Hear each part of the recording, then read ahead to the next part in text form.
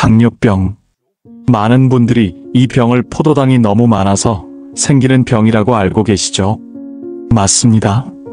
하지만 오늘 이 시간 여러분이 평생 오해하고 있던 포도당의 진짜 얼굴을 알려드리겠습니다. 포도당은 사실 악당이 아닙니다. 없으면 뇌가 멈춰버립니다.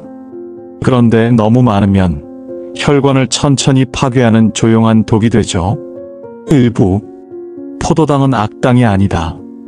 여러분, 우리가 밥을 먹는 이유는 에너지를 얻기 위해서입니다. 그 에너지의 주인공이 바로 포도당이에요. 포도당이 없으면 뇌가 멈춥니다. 우리가 굶으면 왜 그렇게 머리가 아프고 기운이 없고 짜증이 날까요? 바로 뇌가 포도당 좀 달라며 신호를 보내기 때문이죠. 그래서 몸은 뇌를 살리기 위해 간에 저장된 글리코겐을 꺼내 쓰고 그마저 떨어지면 근육을 녹여서 포도당을 만듭니다. 이걸 당신생이라고 합니다. 즉, 우리가 굶을 때 빠지는 건 지방보다 근육이 먼저예요. 몸이 스스로 근육을 태워서라도 뇌를 살리는 겁니다. 2부. 너무 많으면 염증이 된다. 그런데 반대로 포도당이 너무 많아지면 무슨 일이 벌어질까요? 혈관 속에 포도당이 넘치면 이게 단백질에 들러붙어서 당화 최종산물 AGE라는 걸 만듭니다. 이 AGE는 몸속 염증의 불씨가 됩니다. 혈관을 손상시키고 결국엔 동맥경화, 뇌졸중, 심근경색으로 이어지죠. 그래서 당뇨 환자에게 가장 먼저 오는 합병증이 눈, 신장, 혈관입니다. 눈이 멀고 콩팥이 망가지고 혈관이 막히는 거죠. 당뇨는 결국 혈관병입니다. 포도당이 없으면 죽지만 너무 많으면 천천히 죽어가는 병. 이게 바로 당뇨의 잔혹한 진실입니다. 3부. 그래서 필요한 검사, 경동맥 초음파. 나는 그냥 당뇨야. 혈당만 조심하면 되지. 이렇게 생각하시는 분들 많죠? 하지만 그렇지 않습니다. 당뇨 환자는 거의 대부분 동맥경화 초기 병변이 이미 있습니다. 그래서 반드시 해야 할 검사가 바로 경동맥 초음파, 목혈관을 보는 검사예요. 목동맥이 얼마나 깨끗한지가 앞으로의 혈관 나이를 예측하는 신호가 됩니다. 당뇨가 있다면 꼭 한번 받아보셔야 합니다. 4부. 밥, 빵, 면, 떡 vs 과일 누가 더 치명적일까? 많은 분들이 묻습니다. 과일이 더 나빠요? 밥이 더 나빠요? 정답은 둘 다 과하면 나쁘다입니다. 곡식, 즉 밥, 빵, 면, 떡은 거의 99%가 포도당으로 변합니다. 과일은 50에서 70%가 과당, 나머지가 포도당이에요. 즉, 곡식은 혈당을 바로 올리고 과일은 살로 가기 쉽습니다. 과당은 포도당보다 1.5배 더 달지만 우리 몸은 이걸 에너지로 바로 쓰지 못합니다. 대신 지방으로 바꿔 저장해버려요. 그래서 과당은 내장 지방의 주범, 비만의 씨앗이 됩니다. 5부. 과일의 함정.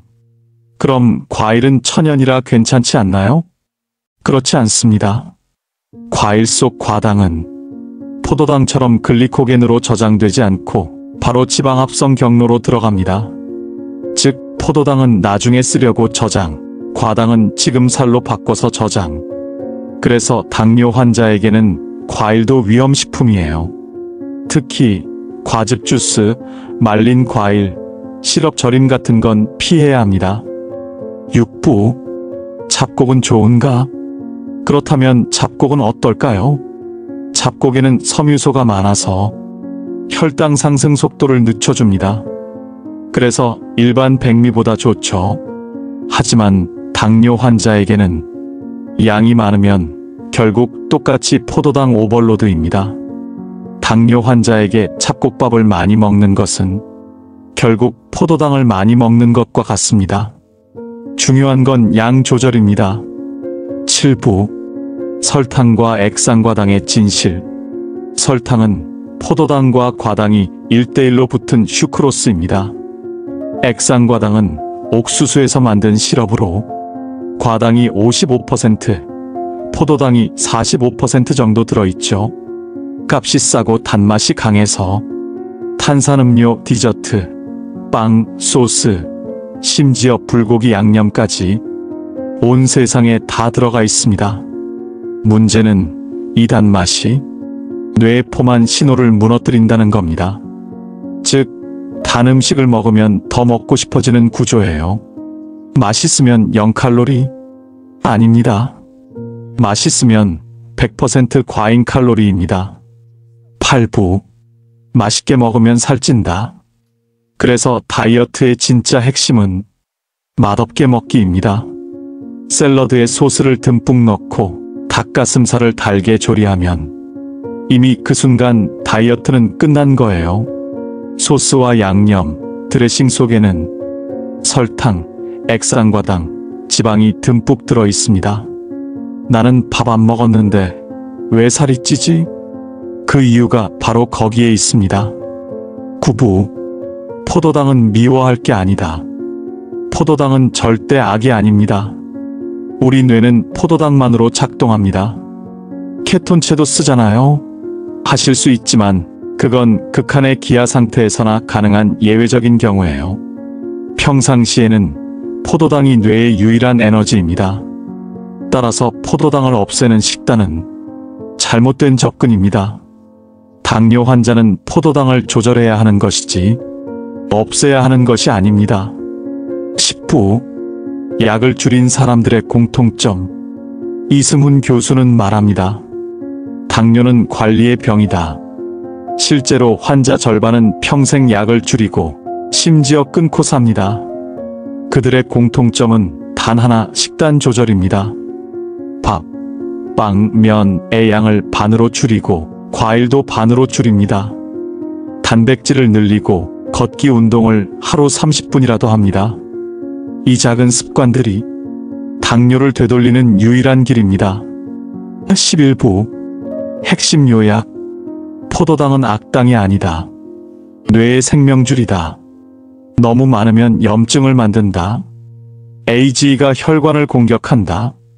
당뇨 환자는 경동맥 초음파 꼭 필요하다. 과당은 지방으로 직행한다. 과일, 액상과당, 디저트 주의. 잡곡은 좋지만 양 조절이 핵심이다. 당뇨는 식단으로 조절할 수 있다. 여러분, 당뇨는 식습관의 병이자 관리의 병입니다. 오늘 이 시간 이후로 여러분의 식탁에서 과잉을 없애보세요. 달지 않게, 짜지 않게, 천천히, 꾸준히 드시면 혈관은 다시 젊어질 수 있습니다. 포도당은 우리의 친구입니다. 다만 그 친구를 적당히 만나야 합니다. 그게 건강하게 오래 사는 비결입니다. 그렇다면 실제로 당뇨를 잘 관리하고 약을 줄여나간 사람들은 어떻게 생활하고 있을까요? 그분들의 하루는 단순하지만 꾸준합니다. 아침에는 달지 않은 현미죽이나 삶은 달걀, 그리고 무가당 두유 한 잔으로 가볍게 시작합니다. 공복 혈당을 안정시키기 위해 아침 첫 식사에는 절대 단 음료나 빵, 과일 주스를 넣지 않습니다. 점심에는 밥 공기를 절반으로 줄이고 그 대신 단백질 반찬을 늘립니다.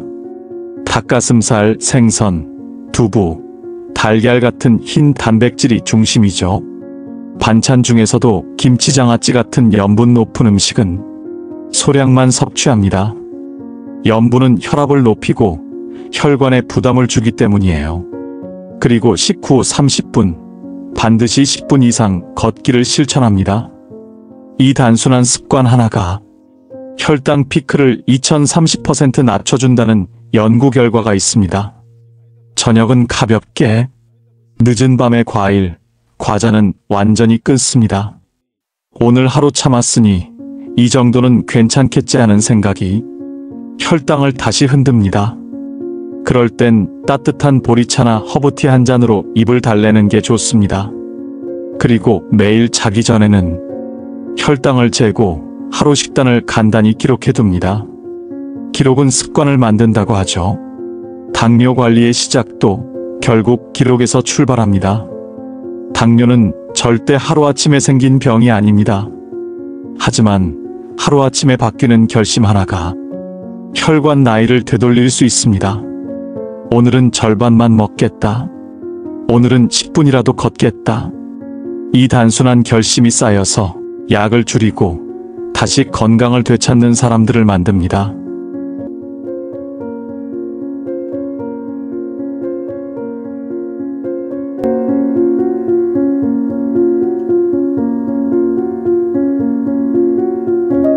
구독, 좋아요 꼭 눌러주세요. 부탁드립니다.